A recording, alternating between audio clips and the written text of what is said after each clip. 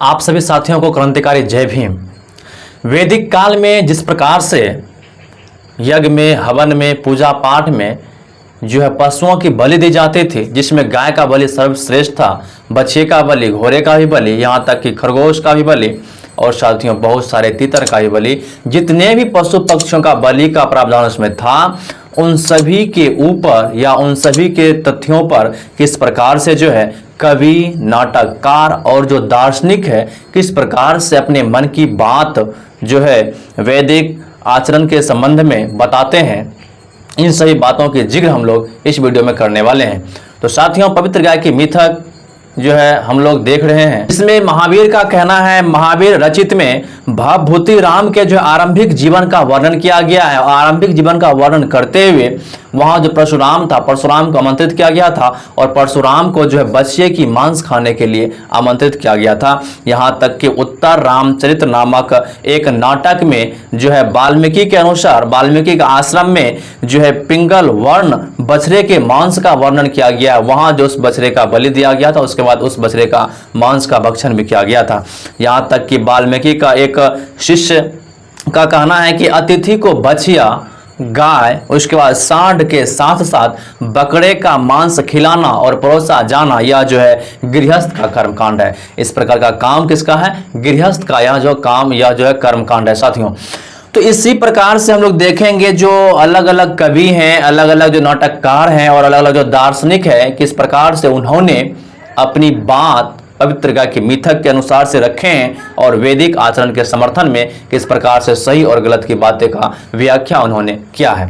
तो इन सही बातों का जिक्र हम लोग इस वीडियो में करने वाले हैं।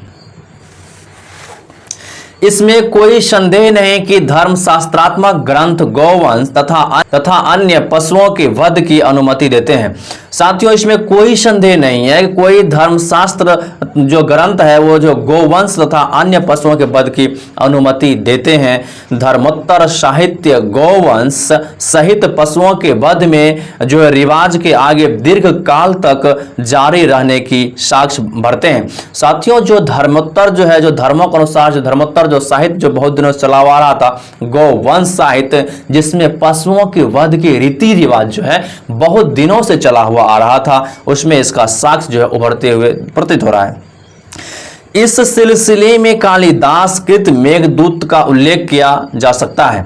इस सिलसिले पर बात करने के लिए आप कालिदास का जो मेघदूत है, मेघदूत पुस्तक जो कालिदास के द्वारा लिखी गई है, उसे आप जो है पढ़ सकते हैं, उसका वर्णन आप कर सकते हैं। 100 से कुछ ही अधिक सौष्ठवपूर्ण पदों के इस गति काव्य में वीढ़ी यक्ष उत्तरी पूर्वोत्तर श्रेणी के पार उल्का में निवास करती अपनी वीरहीनी पत्नी को बादलों के माध्यम से संदेश भेजता है।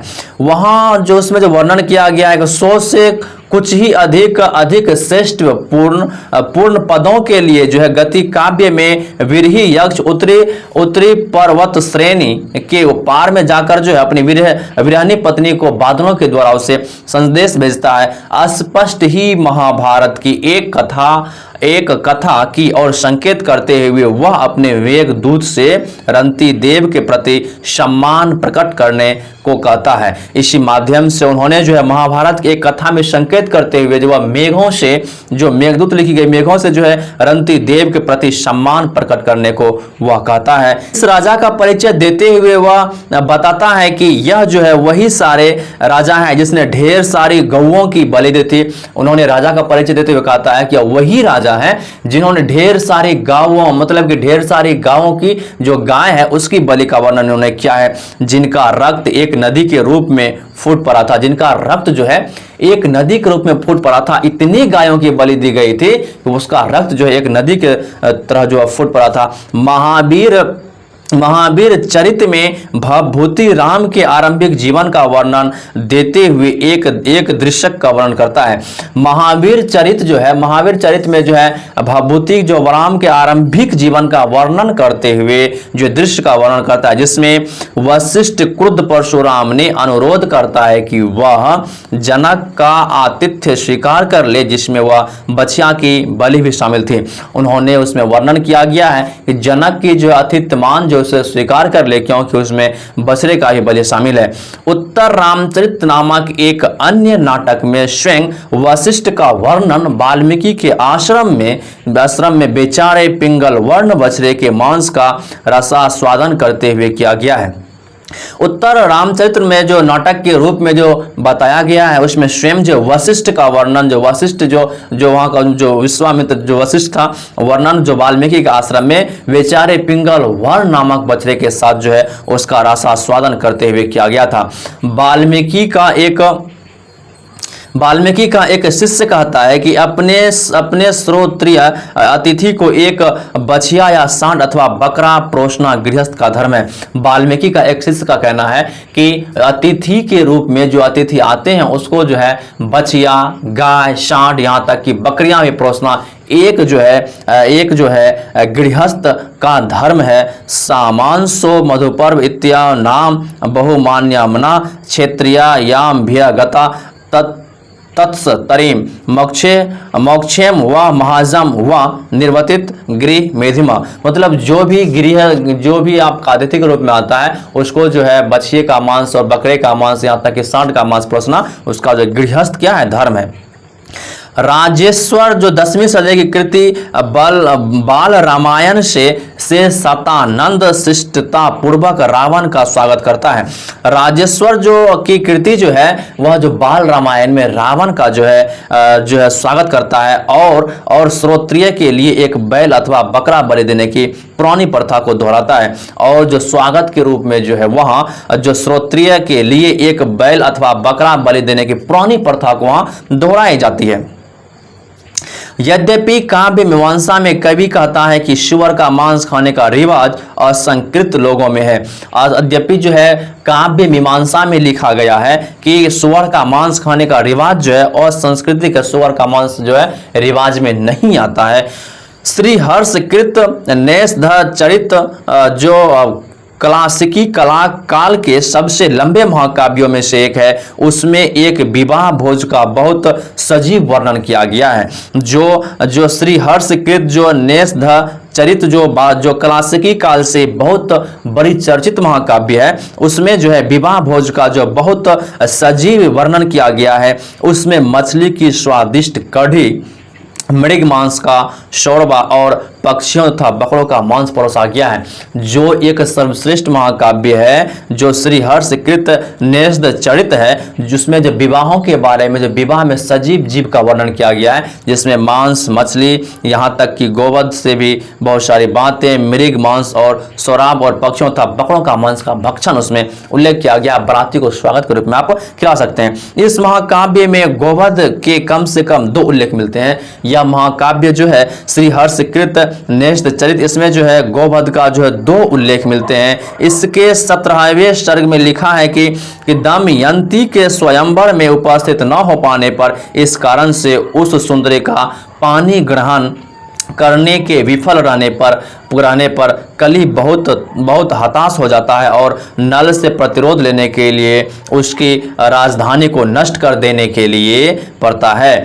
उसके जो है 17वें सर्ग में लिखा गया है, वह जो महाकाव्य, उस महाकाव्य का 17वें सर्ग में लिखा गया है कि दमयंती के स्वयंवर में, जो दमयंती थी उसके स्वयंवर में जो उपस्थित न होने पर और इस कारण से उस सुंदरी का पानी ग्रहण करने में विफल होने पर कली बहुत हताश हो जाता है और नल से प्रतिरोध लेने के लिए उसकी राजधानी को नष्ट कर देने के लिए वह चल पड़ता है। लेकिन वहां वह देखता है कि यह तो एक पुण्य स्थल और वैदिक यज्ञों का केंद्र है, लेकिन जैसे नष्ट करने के लिए पहुंचता है तो वह देखता है कि वह जो है एक प्रकार का जो है पुण्य स्थल और वैदिक यज्ञों का वह केंद्र है। एक बार कली यज्ञ में बलि के लिए लाई गई एक गाय को देखकर बहुत लज्जित होता है और उसकी ओर झपटता है, लेकिन सोम यज्ञ में आसक्त वह गाय उस दृष्टि को दूर भगा देती है।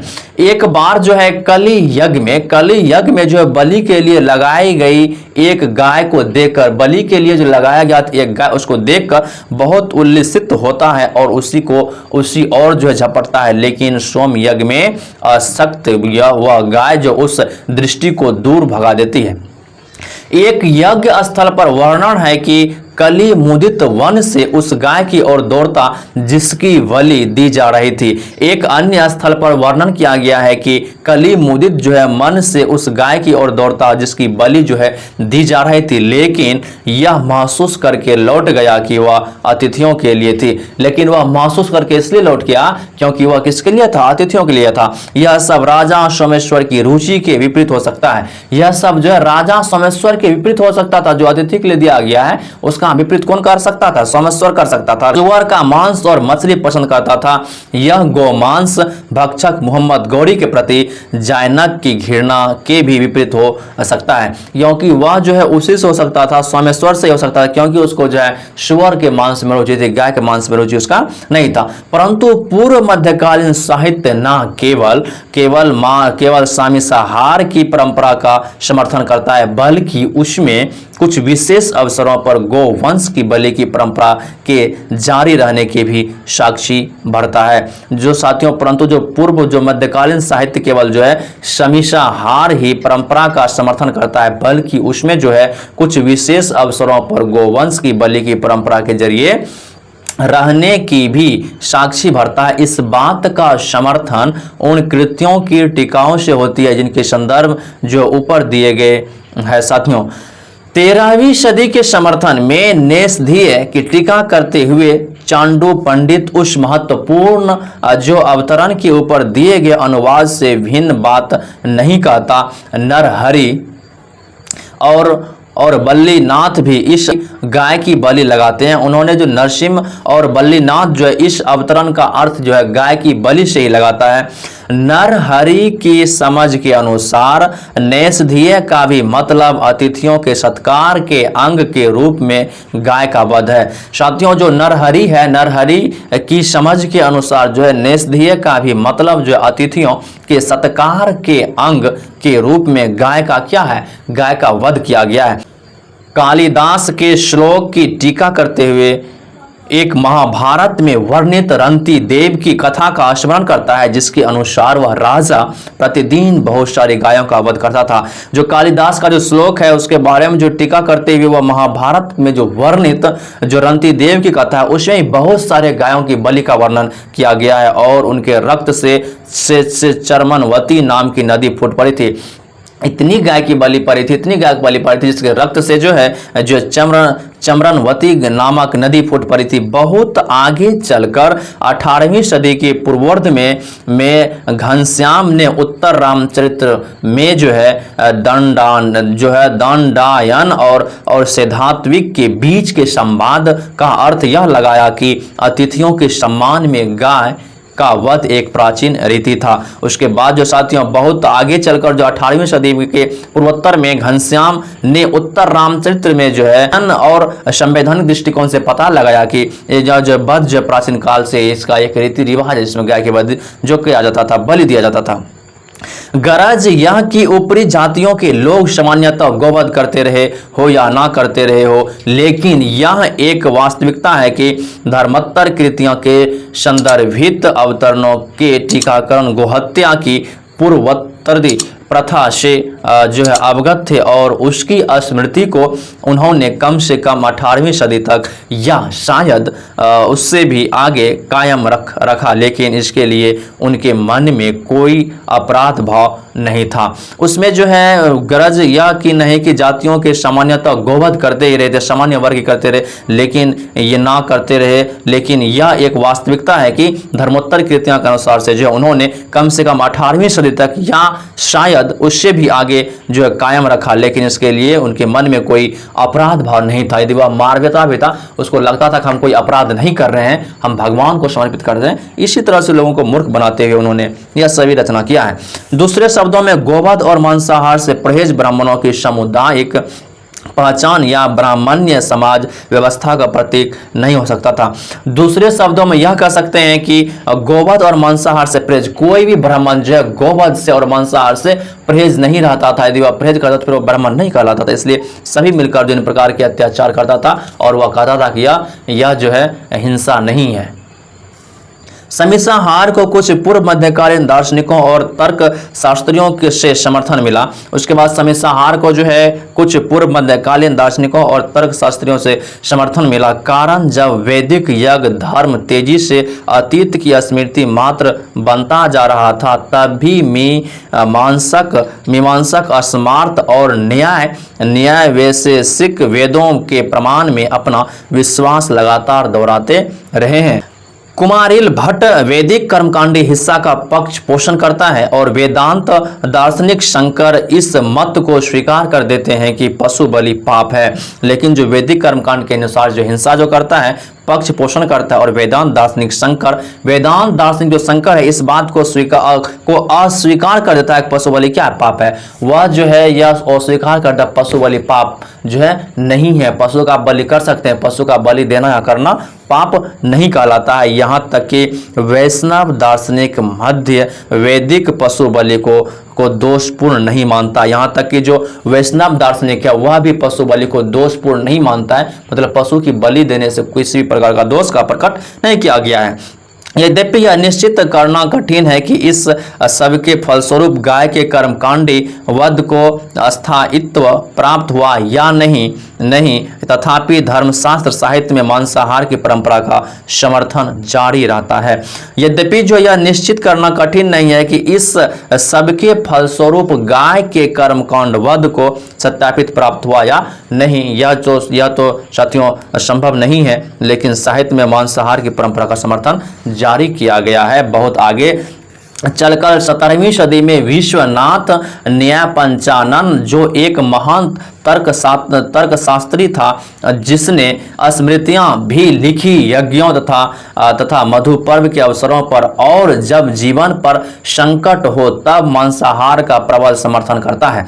बहुत आगे चलकर जो है 17वीं सदी में जो है में भी जो है महान जो है तर्कशास्त्री था जो स्मृतियां भी लिखी यज्ञों, और उसके बाद साथियों जो श्रद्धा तथा मधु पर्व के अवसरों पर, और जब जीवन पर संकट हो तब मांसाहार का प्रबंध समर्थक करता है। वह दक्षिणात्य ब्राह्मणों का उपहास करते हुए इस कारण से उन्हें बुद्ध के अनुयायी कहता है कि वे मांसाहार की निंदा करते हैं। इस प्रकार से जो बुद्ध के अनुयायी है वे कहते हैं कि वह क्या करता है, मांसाहार की निंदा करता है। यद्यपि मीमांसा तथा न्याय भारतीय चिंतन परंपरा में एक विशिष्ट लड़ी का प्रतिनिधित्व करते हैं, तथापि उनसे वैदिक पशु बलि को समर्थन मिला और अन्य पशुओं में परंपरागत जो है गोवंश भी जो शामिल था। उसमें जो है जो बलि प्रथा थी वैदिक काल में, तो बलि की प्रथा में जो गोवंश जो था, जो गाय का जो मांस था उसका भी वर्णन उसमें किया गया था, वो भी वह शामिल था।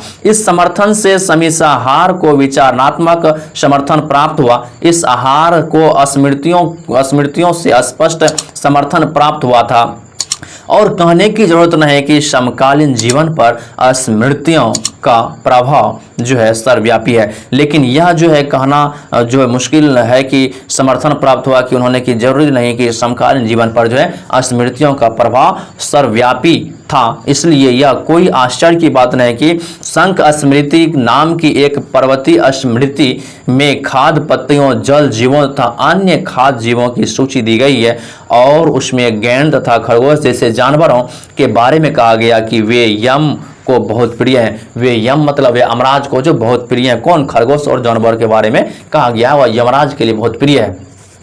तो हम लोग देखें किस प्रकार से कवि, नाटककार, उसके बाद साथ जो दार्शनिक था, किस प्रकार से वैदिक आचरण का उन्होंने जो समर्थन को बताते हुए किस प्रकार से उन्होंने बलि प्रथा के रूप में किस प्रकार से बड़े बड़े ब्राह्मण जो है बलि देकर भी और पशु का हत्या कर भी जो है वह कह रहा है कि हम कोई पाप नहीं कर रहे हैं, हमें किसी प्रकार की जो है पाप्यता वाली काम नहीं कर रहे हैं। तो साथियों मिलते हैं फिर नेक्स्ट वीडियो में। जय भीम, जय संविधान, जय हिंद, जय मूल्यवासी।